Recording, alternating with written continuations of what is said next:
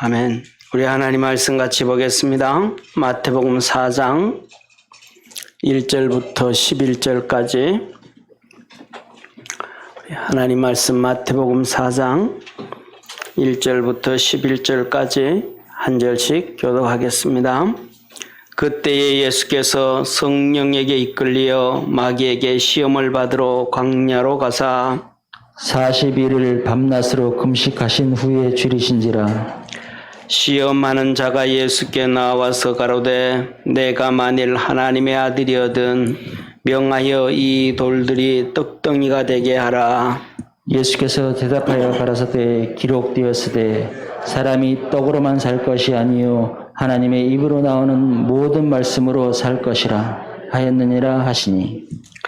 이에 마귀가 예수를 거룩한 성으로 데려가 성전 꼭대기에 세우고 가로되 내가 만일 하나님의 아들이거든 뛰어내리라 기록하였으되 저가 너를 위하여 그 사자들을 명하시리니 저희가 손으로 너를 받들어 발이 돌에 부딪히지 않게 하리로다 하였느니라.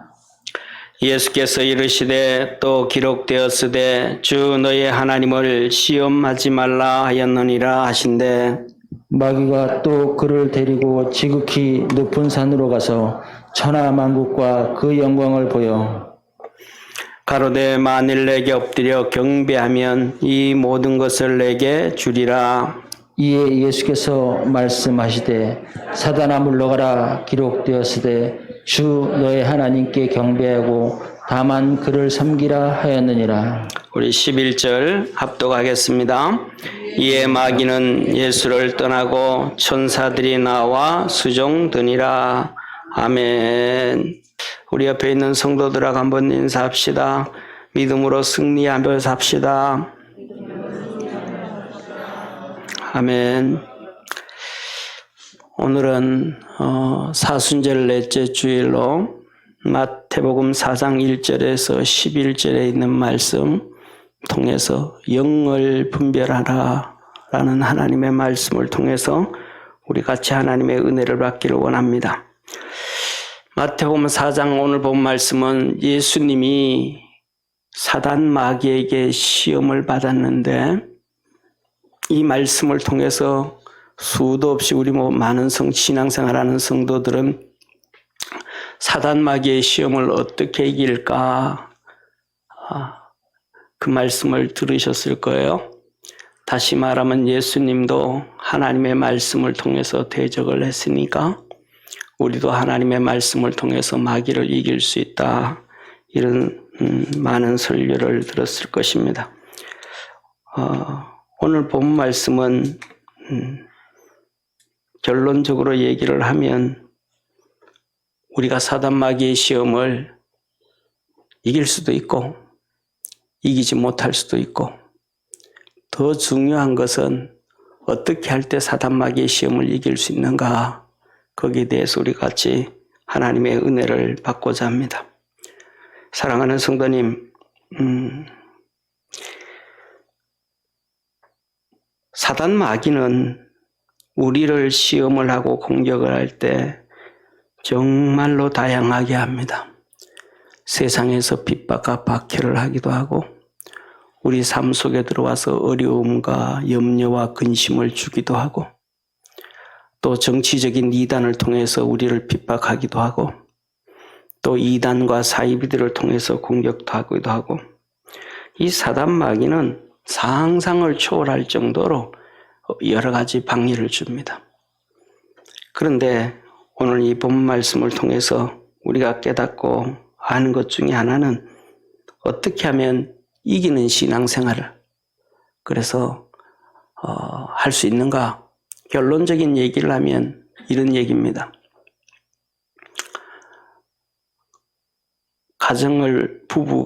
남녀가 만나서 가정을 이루어서 세상을 한평생 살아가는데 때에 따라서는 잘 살지 못해도 때에 따라서는 부자로 명예와 권력과 많은 것들을 갖지 못하고 살아도 두 부부만 바라보고 가정을 생각하고 직장 열심히 다니고 자기 일에 열심히 하면 그러면 그 삶은 그렇게 드러나지 않아도 성공적인 삶을 살 수가 있습니다. 그런데 가정과 직장 여기에서 눈을 떠서 다른 데 바깥으로 돌리기 시작하면 여러 가지 문제가 터지기 시작합니다. 아내만 바라보고 남편만 바라보면 문제가 없어지는데 여기에 눈을 돌리고 저기에 눈을 돌리면 문제가 터지기 시작합니다. 회사 끝나고 집으로 오면 되는데 술 마시러 가기 시작하고 술 마시다 보면 더 타락한 곳으로 가게 되어지고 또 쉬는 시간에 가족과 좀 같이 어울리면 되는데 산으로 들로 돌아다니다가 보면 또 눈이 돌아가게 되어지고 문제가 생기게 되어져 있습니다. 좀 따분한 것 같아도 그냥 하나님이 주신 그 삶을 한 걸음 한 걸음 걸어가면 타락하지 아니하고 아름다운 가정 만들어갈 수가 있습니다. 학생들도 똑같습니다.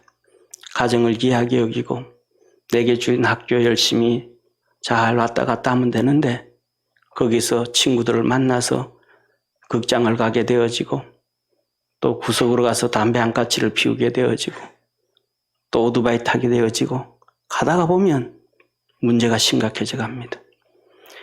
우리의 신앙생활은 결론적인 얘기는 사단과 사단 마귀의 시험과 여러 가지 핍박과 어려움이 있어도 하나님께서 만들어주신 공동체가 있습니다. 그거는 교회가 하나님이 만들어준 공동체요. 가정이 하나님이 만들어주신 공동체입니다. 가정은 타락하기 전에 하나님 만들어주신 공동체고 타락한 이후에는 예수 그리스도를 통해서 교회는 예수님께서 타락한 이후에 만들어주신 공동체입니다. 그냥 가정과 교회와 직장 이 삼각편대를 그냥 좀 따분해도 좀 그래도 꾸준하게 믿음으로 달려가면 우리는 그 많고 많은 사단의 여러 가지 시험과 공격과 핍박과 박해와 어려움 가운데서도 이길 수가 있게 되어지고 할렐루야. 그리고 주님 앞에 서게 섰을 때 칭찬 들을 수 있다라는 사실입니다. 오늘 이 본문 말씀을 통해서 좀 더 어떻게 하면 이러한 사단 마귀의 시험에서 우리가 이길 수 있을까? 어떻게 하면 될까? 한번 보도록 하겠습니다. 사랑하는 성도님, 첫 번째로는 우리가 영을 분별해라 라는 말씀입니다. 마귀가 예수님을 시험합니다. 우리는 이런 얘기하죠. 목사님, 하나님 말씀 많이 알면요. 그 말씀 가지고 마귀 이길 수 있습니다. 우리가 이렇게 하면 이길 수 있습니다. 그렇게 얘기하는데 결론적인 얘기는 모릅니다. 안 됩니다. 오늘 여기에서 이 마귀가 예수님에게서 돌이 떡덩이가 되게 해라 라고 시험을 합니다. 많은 사람들은 말도 안 되는 얘기, 돌이 어떻게 떡덩이가 되겠냐. 이건 예수님의 능력을 부인한 얘기입니다. 이건 우리 기본 상식, 기본 지식, 기본 가지고 사단 마귀를 생각한 거예요. 예수님은 요한복음 1장에 뭐라고 말씀하셨냐 하면 태초에 말씀이 계시니라 이 말씀이 하나님과 계셨으니 이 말씀은 곧 하나님이시라. 그가 태초에 하나님과 함께 계셨고 만물이 그로 말씀으로 예수 그리스도로 말미암아 지은 바 되었으니 지은 것이 하나도 그가 없이는 된 것이 없느니라. 예수님은 성부 하나님, 성자 하나님, 성령 하나님, 삼위일체 하나님으로 천지를 창조하신 하나님이십니다. 그러면 무에서 유를 창조하신 주님께서 유에서 유를 바꿀 수 없을까요? 그 능력은 충분합니다. 성경에서 그것을 증거하고 기록하고 있습니다. 하나님은 흙으로 빚어 아담을 만드시고 그 코에 생기를 불어 넣었습니다. 흙으로 생명체 사람을 만드신 하나님이 돌로 떡이 되게 못하실까요?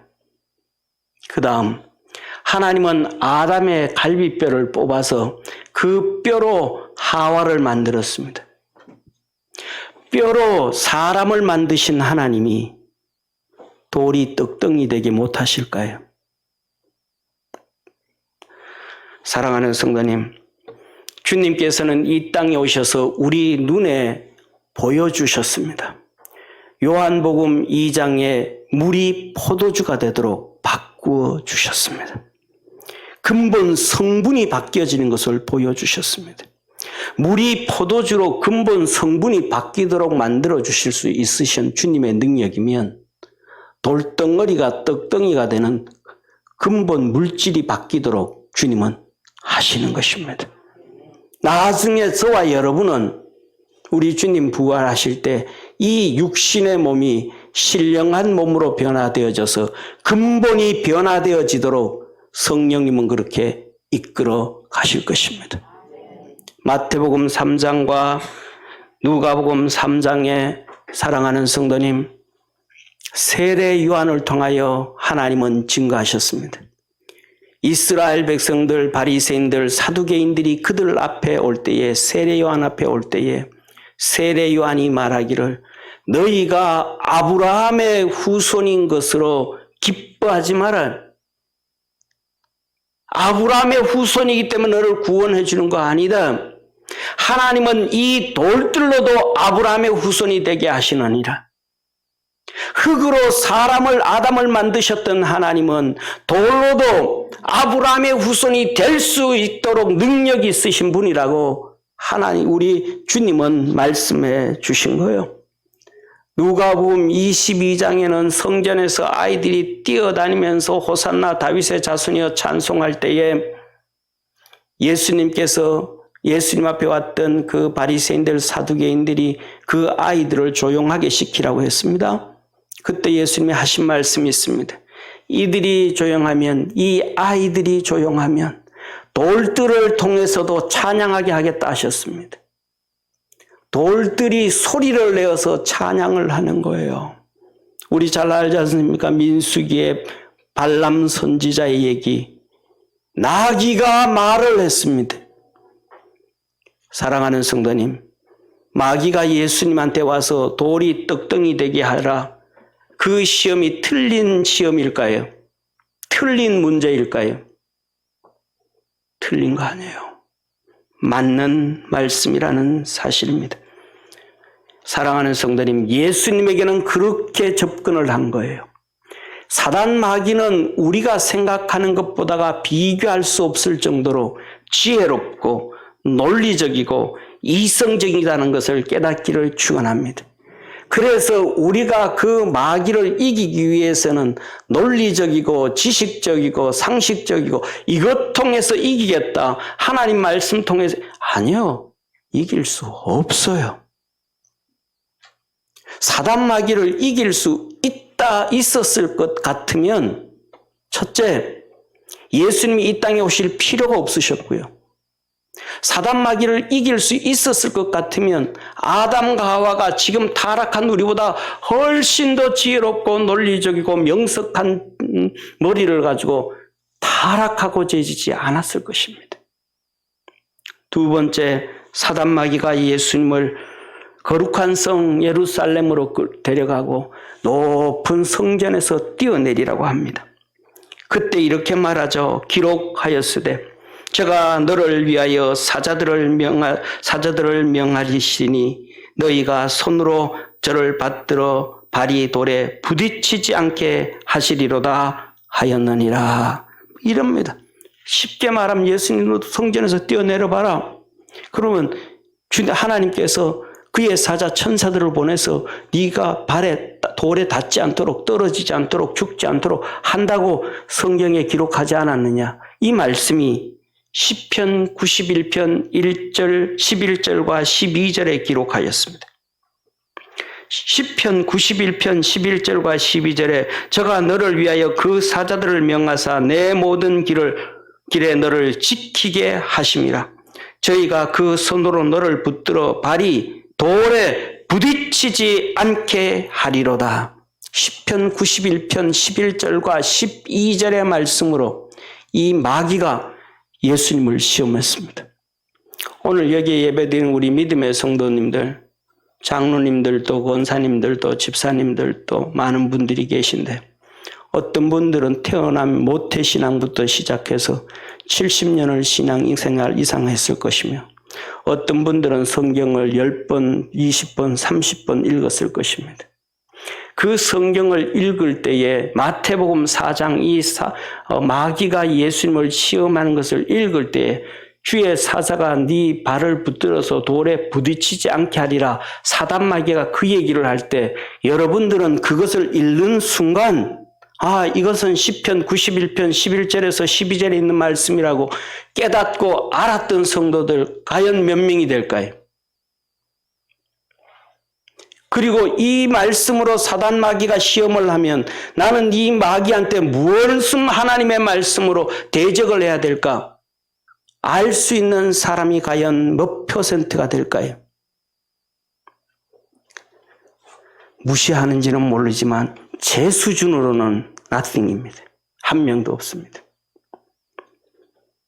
사단 마귀는요, 우리보다가 훨씬 더 명석하고 컴퓨터보다가도 훨씬 더 IQ가 좋고 분별력이 있고 임기응변이 강해서 하나님 말씀을 우리를 시험할 때 자유자재로 사용합니다. 이게 사단 마귀입니다. 하나님의 말씀으로 우리가 대적해서 이 사단 마귀를 대적해서 싸울 수가 없습니다. 더 나아가서 이 하나님의 말씀을 통해서 특징이 이단들과 사이비들이 있는데 이 이단과 사이비들이 하나님의 말씀으로 성도들을 넘어뜨리고 속일 때에 특징이 하나입니다. 열심히 있는 사람들만 공격합니다. 이것은 초대교회 때부터 그렇습니다. 교회가 세워지면서부터 그랬습니다. 그래서 요한복음은 나스틱, 영지주의자들에게 그 영지주의자들의 신앙이 잘못된 것을 가르치는 것이 요한복음으로 기록되었습니다. 325년 니케아 공회가 시작되었습니다. 초대교회는 이 로마 통치 영역 아래 있었는데 이 로마의 통치 영역 아래 있을 때에 큰 그룹이 있었습니다. 아프리카 그룹, 그 다음에 또 이 팔레스틴 그룹, 그 다음에 아시아 그룹, 그 다음에 이 로마 그룹이 있었습니다. 그런데 아프리카를 중심으로 해서는 그 중심에 있는 교회가 알렉산드리아 교회입니다. 그 다음에 팔레스틴을 중심으로 해가지고는 이 예루살렘 교회입니다. 그리고 그 위에 가면 사도 바울을 선교사로 파송했던 안디옥 교회가 있습니다. 그 다음에 아시아는 그 위에 있는 터키, 콘스탄티노플 교회가 있습니다. 그리고 이 로마를 중심으로 해서 유럽은 바로 로마 교회였습니다. 이 중심의 5교회를 오대산이라고 하는데 이 교회 중에서 아프리카에 있었던 알렉산드리아 교회에 감독이었던 아리우스가 있었습니다. 이 아리우스가 그때 예수 그리스도에 대한 신성을 부인하는 메시지를 전하고 그를 따라다니는 많은 사람들이 있었습니다. 그래서 여기에 있던 그 당시에 감독들에게 전부 메시지를 보냅니다. 이 아리우스의 설교 메시지, 하나님의 말씀을 전하는 이 메시지가 문제가 있다. 모여서 우리가 이것을 연구 좀 해야 되겠다. 그래서 1800명의 감독들에게 메시지를 다 보냈습니다. 1800명의 감독들에게 메시지를 보냈더니 318명의 감독들이 모였습니다. 이 318명의 감독들이 모여서 2달 동안 200번에 가까운, 정확하게 제가 숫자를 기억하지 못합니다. 158번인지 189번인지 제가 공부한 지가 하도 오래돼가지고 한 30년 돼가지고 횟수는 정확하게 모르는데 거의 180, 190 정도 그 사이 될 겁니다. 그 모였습니다. 2달 동안 아침, 점심, 저녁으로 토론합니다. 318명이. 그래서 결론 내린 것이 이 메시지는 그리스도의 신성을 부인하는 거야. 그때서야 알았어요. 뭘 부인하는지는 처음에 몰랐습니다. 뭔가 이상했습니다. 그렇게 뛰어난 사람들이 2달 동안 300명이 넘는 사람들이 200번에 가까운 토론과 회의를 거쳐서 말씀에 비춰볼 때 이거는 신성 부인이다. 그래서 이 아리우스가 이단으로 정죄되어졌습니다. 사랑하는 성도님, 여기에 모였던 감독들만큼 우리가 성경을 할까요? 여기에 모였던 감독들만큼 성령 안에서 살아갔을까요? 이 감독들만큼 기도하고 있을까요? 이 감독들만큼 하나님을 향한 열정이 있을까요? 그렇지 않습니다. 저도 그렇습니다.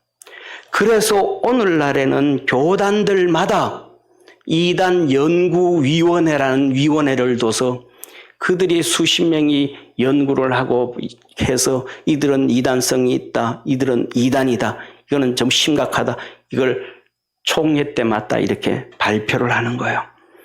사랑하는 성도님, 우리가 분석을 해서 이단들은 이거는 문제가 있다, 이거는 저거 문제가 있다, 우리가 스스로 분석을 해서 그들을 잘못됐다고 결정할 수 있는 실력들이 사실은 개인 목사도 그렇고 성도도 그렇고 사실은 많지 않습니다. 왜? 자기 삶들이 다 바쁘기 때문에. 담임 목사들도 그걸 다 알자면 어렵습니다. 왜? 목회 자기 삶에 바쁘기 때문에. 그래서 총회위원회라든지 그 사람들이 그 일에 전심전력해서 1년 내내 연구하고 준비해가지고 총회 때 발표하면 그것을 그대로 받아들입니다. 한 명이 하는 게 아니니까. 그래서 이 사단 마귀를 성경을 알아서 대적한다? 쉽지 않습니다. 그러면 어떤 분들이 얘기합니다. 에베소서 6장 얘기합니다. 사단 마귀를 대적하기 이기기 위해서 하나님의 전신 갑주를 입어라. 우리 갑주 안 입었잖아요. 그 하나님의 전신 갑주를 입은 얼마나 입었겠어요? 안 입었습니다. 그 다음에 세 번째로 이 마귀가 예수님에게 천하만국 부귀영화를 보여주고 내게 절해라. 그럼 나 이거 줄게 라고 말합니다. 성도들은 말합니다. 이 문제가 틀렸다. 세상의 천하 모든 것이 우리 주님 건데 마귀가 그거 얘기한다고 예수님 넘어가겠냐? 예수님 속아가겠냐? 그럽니다. 아닙니다. 사랑하는 성도님, 요한복음 12장 31절에 보면 예수님의 십자가에 못 박힌 사건을 말씀하시면서 이제 이 세상에 심판이 일어났으니 이 세상 임금이 쫓겨났음이니라. 사단 마귀를 이 세상의 임금이라고 우리 주님이 친히 말씀하시는 거예요. 그리고 고린도전서 15장 58절 우리 주님 재림하실 때 말씀합니다. 이후에는 마지막이니 그가 우리 주님께서 모든 통치와 모든 권세와 모든 능력을 멸하고 나라를 하나님께 바칠 때라. 그때까지 재림할 때까지 모든 통치, 모든 권세, 모든 능력 이 땅의 거는 하나님께서 마귀에게 그냥 허용해 놓으신 거예요. 요한복음 16장 11절에 이렇게 말씀합니다. 심판에 대하라면 이 세상 임금이 심판을 받음이니라. 마귀가 이 세상의 임금이에요. 마귀가 이 세상의 왕이에요. 그런데 예수님은 이 땅에 오실 때에 가장 가난한 부모 밑에서 태어났습니다. 요셉과 마리아보다 더 가난한 사람 없습니다. 뱃속에 있을 때도 제대로 드시지도 못했습니다. 태어날 때 구유에서 태어났습니다. 사랑하는 성도님, 돈 있으면 여간빵이 왜 없겠습니까? 돈만 주면 안방도 내주지. 가난한 거예요. 말씀을 이루기 위해서 탄생하셨지만, 그 자리에 나셨지만 가난하신 거예요. 이사야서 53장에 우리의 질고를 지고 슬픔을 당하셨거늘 태어나는 순간부터 모든 암덩어리의 고통과 괴로움과 눈물을 다 담당하고 있는 거예요. 우리 채찍에 맞음으로 낫기 위하여, 우리에게 치료 주시기 위하여. 예수님의 얼굴에는 웃음기가 한 번도 없었습니다. 너무 고통스러워서. 우리의 질고를 지고 슬픔을 당하셨거늘 그렇게 사신 거예요. 그 고통과 하늘의 부귀영화를 버리고 이 모습으로 와 있는 이 절망 속에 있는 예수님의 상태, 100% 인성과 100% 신성을 가지고 계신 그 주님이 100% 똑같은 우리와 인성을 가지신 분이 얼마나 고통스러웠겠습니까? 마귀는 거기에 유혹을 하는 거예요. 사랑하는 성도님, 우리는 논리적이고 이성적이고 지식적으로 사단 마귀를 이길 수가 없습니다. 마귀는 우리보다 비교할 수 없을 정도로 지혜롭고 논리적이고 이성적이며 지식적입니다. 하나님의 말씀이 맞는지 틀렸는지, 이단과 사이비들이 하는 얘기가 얼마만큼 틀렸는지 우리가 하나님의 말씀으로 분석하기가 어렵습니다. 사단 마귀는 우리보다 훨씬 더 하나님의 말씀을 달달달 외우고 그 말씀을 임기응변석으로 해석을 하고 우리에게 가르쳐서 얘기하면 다 넘어가게 만듭니다. 그래서 이단으로 빠진 사람들은 거의 대부분 열심히 있는 사람들이 다 넘어가는 거예요. 부귀영화 명예를 쫓지 아니하면 된다. 사랑하는 성도님, 부귀영화 명예를 안 쫓으면 안 쫓는 방법으로 사단 마귀는 우리를 시험을 합니다. 사단 마귀의 시험 앞에서 이길 자가 아무도 없습니다. 그래서 중요한 것은 영을 분별해야 됩니다. 그 말이, 그 영이 뱀에게 들어가든 마귀가 사람에게 들어가든 아니면 목사에게 들어가든 성도에게 들어가든 불신자에게 들어가든 히틀러에게 들어가든 요한복음 12장 13절에 그 마귀가 가룟 유다에게 들어가듯이 그 마귀가 들어가서 내뱉는 말이 논리적이든 아니든 지혜롭든 지혜롭지 않든 하나님의 말씀이든 간에 그것은 틀린 것입니다.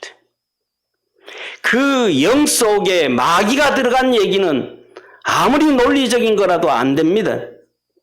마귀가 내뱉는 말은 하나님의 말씀이라도 안 됩니다. 마귀가 내뱉는 말은 아무리 지혜로운 말이라도 안 됩니다. 마귀가 내뱉는 말은 부귀영화 명예 권력을 다 준다 해도 그건 안 됩니다. 우리는 마귀가 하는 얘기는 노라고 얘기할 줄 알아야 되고 하나님이 하시는 말씀이라면 아멘 할 줄 알아야 됩니다. 하나님의 말씀에는 십자가를 지라 그래도 그것이 하나님의 말씀이면 아멘 해야 되고 부귀영화를 준다 그래도 그것이 마귀의 말이라면 노 할 줄 알아야 됩니다. 그래서 우리는 믿음으로 승리할 수 있기 위해서는 그 속에 영이 무엇인지를 분별할 줄 알아야지. 영을 분별할 수 없으면 이길 수가 없습니다. 우리 믿음의 성도들의 삶 속에 분별할 수 있는 축복의 성도가 되기를 축원합니다. 그래서 고린도전서 12장의 성령의 열매는 성령의 은세는 성령을 통하여 어떤 사람에게는 믿음을, 어떤 사람에게는 지혜를, 어떤 사람에게는 능력 경험을, 어떤 사람에게는 영 분별함을 주시나니 분별할 수 있는 축복의 성도가 되어야 됨을 깨닫기를 축원합니다. 두 번째로, 그러면 우리가 이 사단 마귀를 하나님께서 대적하라고 말합니다. 대적하면 피하겠다고 하셨는데 무엇을 대적할까?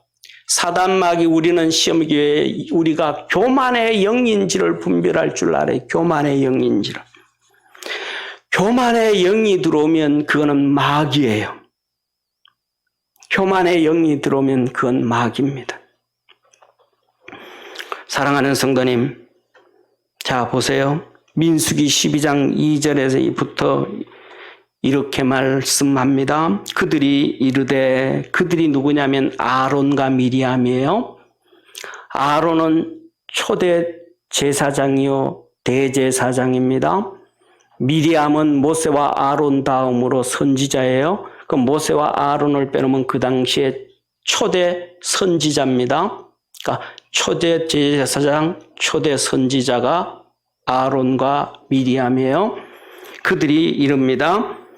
그들이 이르되 여호와께서 모세와만 말씀하셨느냐? 우리와도 말씀하지 아니하셨느냐? 하며 여호와께서 이 말을 들으셨더라. 이들이 하는 얘기 틀렸어요? 안 틀렸어요? 하나님이 모세만 말씀하냐? 우리에게도 말씀하시지. 선지자니까, 제사장이니까 틀린 말 아니잖아요.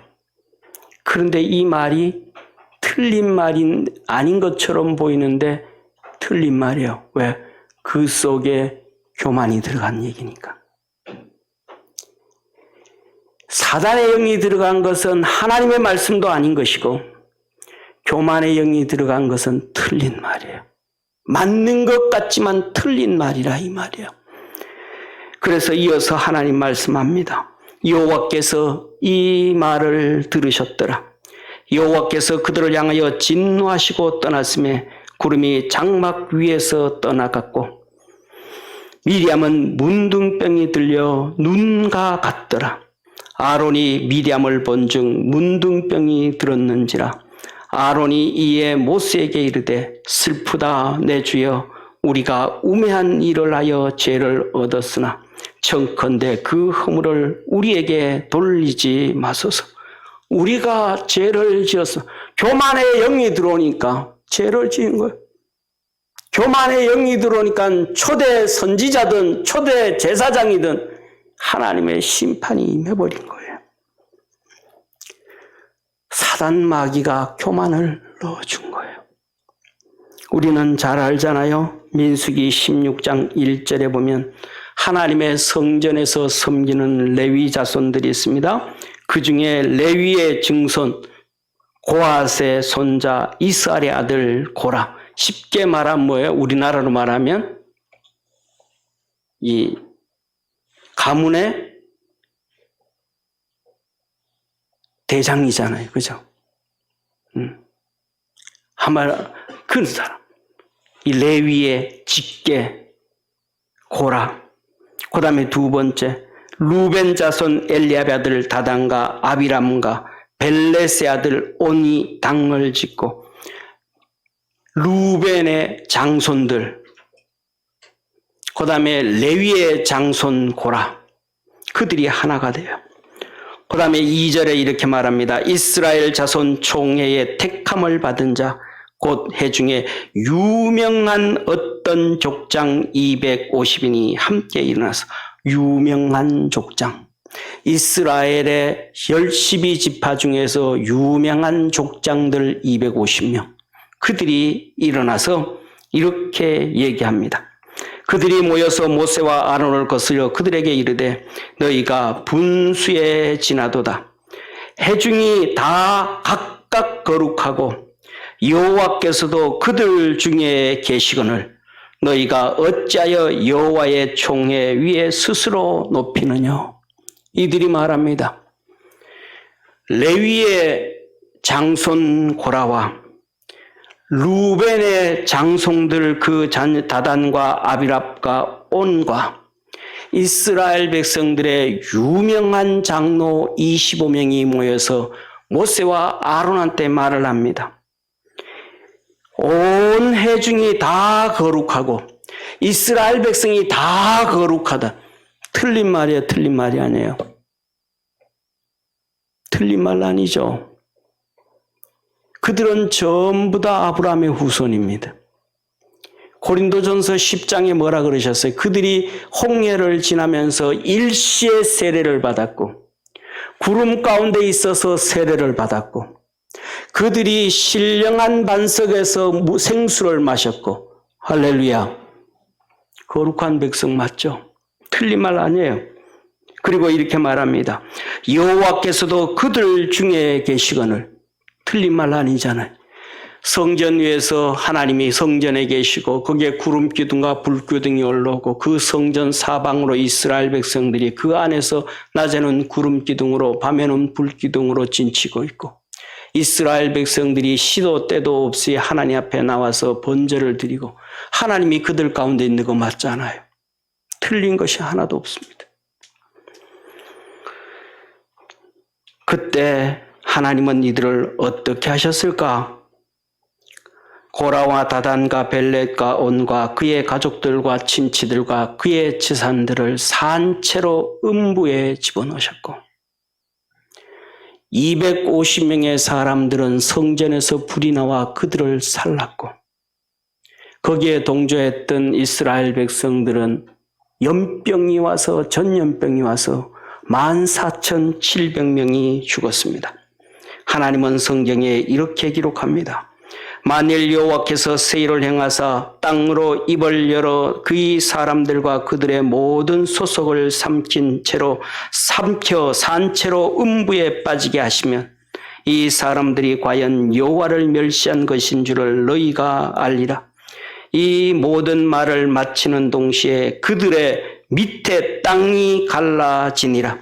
땅이 그 입을 열어 그들과 그 가족과 고라에게 속한 모든 사람과 그 물건을 삼키매 그들과 그 모든 족속이 산채로 음부에 빠지며 땅이 그 위에 합하니 그들이 총회 중에서 망하니 그 주위에 있는 온 이스라엘이 그들의 부르짐을 듣고 도망하여 가로되 땅이 우리도 삼킬까 두렵다 하고 여호와께로서 불이 나와서 분향하는 250인을 소멸하였더라. 아론이 모세의 명을 쫓아 향로를 가지고 회중에게로 달려간즉 백성 중에 연병이 시작되었는지라. 이에 백성을 위하여 속죄하고 죽은 자와 산 자 사이에 섰을 때에 연병이 그치니라. 고라의 죽은 자가 고라의 일로 죽은 자 외에 연병에 죽은 자가 14,700명이었더라. 연병이 그침에 아론이 해망문 모세에게로 돌아오니라. 사랑하는 성도님, 아론에게 교만이 들어갑니다. 미리암에게 교만이 들어갑니다. 레위 자손 고라에게 교만이 들어갑니다. 루벤 자손들의 장손들 온과 다단과 그들에게 교만이 들어갑니다. 250명의 유명한 족장들 속에 교만이 들어갑니다. 그건 사단이었습니다. 사랑하는 성도님, 우리가 사단 마귀를 이기기 위해서는 우리 스스로 교만이 영이 오는지 상대방 사람들에게 그에게 교만의 영이 들어가는지 분석하고 구분하고 분별할 줄 아는 축복의 성도가 되어지기를 축원합니다. 우리 속에 교만의 영이 들어오면 주님 앞에 무릎을 꿇어야 될 것이며 내 앞에 있는 사람에게 교만의 영이 들어오면 그를 피해야 됩니다. 세 번째로는 우리는 어디에 속하였나 분별할 줄 알아야 됩니다. 어디에 속하였는가? 어디에 속하였는가? 사랑하는 성도님, 한마디로 말하면 교회에 속하였나, 교회에 속하지 아니하였나를 봐야 됩니다. 교회에 속하였나, 교회에 속하지 아니하였나. 마태복음 16장 18절에 주님은 말씀합니다. 내가 이 반석 위에 교회를 세우리니, 교회는 예수님이 세우신 거예요. 교회는 예수님이 세우신 거예요. 그 어느 것도 예수님이 세운 것은 없습니다. 타락하기 전에 가정을 세우신 분은 하나님이셨고 타락한 이후에 오늘날 우리에게 주신 것은 교회밖에 없습니다. 그래서 주님은 우리에게 이렇게 말씀합니다. 에베소서 1장 23절에 보면 교회는 그의 몸이니라고 말씀하시고 골로새서 1장 18절에 보면 그의 몸인 교회의 머리시라라고 얘기합니다. 사랑하는 성도님, 교회가 세워지기도 전에 주님께서 교회를 만드시기도 전에 마태복음 18장 14절에서 18절에 보면 1절부터는 그 앞에서는 잃어버린 어린 양을 얘기합니다. 잃어버린 한 마리 양을 찾아서 목자가 그를 메고 얻게 온다 라고 얘기하시고, 이어서 내 형제가 범죄하거든 얘기하면서 교회의 말도 안 듣거든 그를 이방인과 세리로 여겨라, 그렇게 말씀합니다. 사랑하는 성도님, 교회에 소속되어 있는가, 교회에 소속이 안 되어 있는가를 잘 봐야 됩니다. 그런데 이단들과 사이비들은 교회를 비난합니다. 세상의 불신자도 교회를 비난합니다. 전체가 교회를 비난합니다. 그런데 특징 중에 하나가 이단과 사이비들은 교회를 비난하면서 교회를 바리새인들과 서기관들이 가졌던 것처럼 특권을 얘기합니다. 그러면서 교회를 무너뜨립니다. 한번 보세요. 상식적으로 두 손을 들고 한번 보세요. 바리새인들과 사두개인들과 2000년 동안 있었던 교회와 똑같은가 다른가? 바리새인들과 사두개인들 속에는 하나님의 역사가 없었습니다. 암흑시대였습니다. 성령의 역사가 없었습니다. 성령의 열매가 없었습니다. 하나님이 임재하지 않았습니다. 선지자들이 그들을 통해서 하나처럼 하신 말씀이 회칠한 무덤이라고 우리 주님이 말하고, 그런데 교회는 2000년 동안 보시기를 바랍니다. 그 안에 하나님의 역사가 있었습니다. 성령의 역사가 있었습니다. 구원의 역사가 일었습니다. 죽어가는 자들이 교회 와서 살아났습니다. 생명의 역사가 있었습니다. 능력이 이루어졌었습니다. 할렐루야.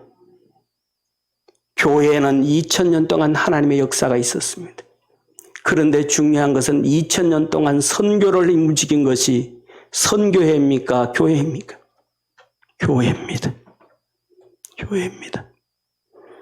사랑하는 성도님, 오늘날은 선교회라는 이름으로 성도들을 유린하고 끌고 가며 망가뜨립니다. 초대교회 나스틱 영지주의부터 시작해서 한국의 1960년대 장막 선교부터 시작해서 과천에서 박태선이부터 시작해서 문선명이부터 시작해서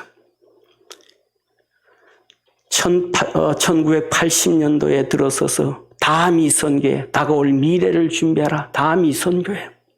그 이어서 나타난 것이 다락방, 4,000명의 목사들이 쫓아다녔던 다락방. 그때부터 시작해서 서서히 꿈틀대며 일어났던 인터코, 그 뒤에 같이 일어났던 뜨러스티아스 선교회. 전부 다. 사랑하는 성도님, 저는 우리 믿음의 성도들이 마지막 때까지 주님 앞에 든든히 서갈 수 있는 축복의 성도가 되어지기를 축원합니다.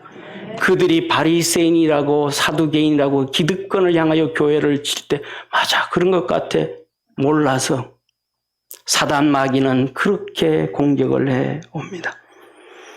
그렇기 때문에 주님은 우리에게 이렇게 말씀합니다. 주기도문에서도 시험에 들게 하지 마옵시고 다만 악에서 구하옵소서. 주님은 베드로에게 말합니다. 시험에 들지 않도록 깨어서 기도해라. 제가 여러분에게 한번 물어보겠습니까? 여러분은 베드로만큼 주님과 교제합니까? 여러분은 베드로만큼 성령 충만합니까? 여러분은 베드로만큼 하나님의 말씀을 잘 압니까? 베드로만큼 하나님의 말씀을 베드로 전서를 기록하되 그가 헬라의 고급 문법을 사용하며 귀족층들이 사용하는 단어를 쓰면서 기록했듯이 그렇게 지혜롭습니까? 그렇게 될 베드로를 향해서도 주님은 말합니다. 시험에 들지 않도록 깨어서 기도해라. 사랑하는 성도님, 하나님 우리에게 영을 분별하고 이길 수 있는 사단 마귀를 이길 수 있는 것, 영을 분별할 줄 알아야 됩니다. 교만이 내 속에 들어와 있는지 상대방 속에 들어와 있는지 교만의 영을 분별할 줄 알아야 됩니다. 교회에 소속되어 있는지 교회에 소속되어 있지 않는지, 교회를 비난하고 있는지 교회를 비난하고 있지 않은지를 분별할 줄 알아야 됩니다. 그러면 마귀의 시험을 이기고 하나님의 거룩한 자리에 끝까지 서게 되어질 것입니다. 우리 모든 성도들 이 마지막 시대에 승리해서 주님 앞에 멋있게 설 수 있는 축복의 성도 되기를 축원합니다. 기도드리겠습니다. 전능하신 하나님 아버지, 주님은 우리를 구원하시기 위하여 십자가까지 지셨습니다. 그 주신 생명 잘 지키고 키우고 하나님께 영광을 돌릴 수 있도록 주님께서 우리에게 분별케 하여 주옵시고 분별의 은사도 주옵시고 주님 잘 섬길 수 있도록 하늘문을 열어 축복하옵소서. 구원하신 예수님의 이름으로 기도드립니다. 아멘.